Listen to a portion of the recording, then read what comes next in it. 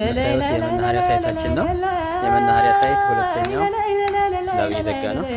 ይሄኛው ኦልሬዲ ነው።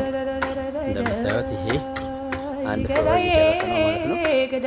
ሌላው ትልቁ አድቫንቴጅ በሮቻችን ታርደው ፈርተው እንደቆይ ቤታችን ተቃጥሎ ቆመን አመድ ላይ እህት ወንድም አልቆ ጠፍቶ የሚያወያይ ታረቁ ይሉናል።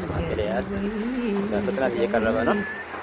ያሳክዛል እንጂ መሬትን ያስግራል። እንዴት ሰው በቁሙ ጠላቱን ይድራል? እንዴት ሰው በቁሙ ወዳጁን ይቀበል?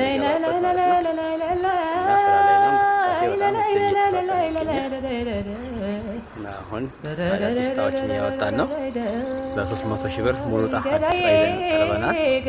መሳተፍ ይችላሉ። እናመሰግናለን።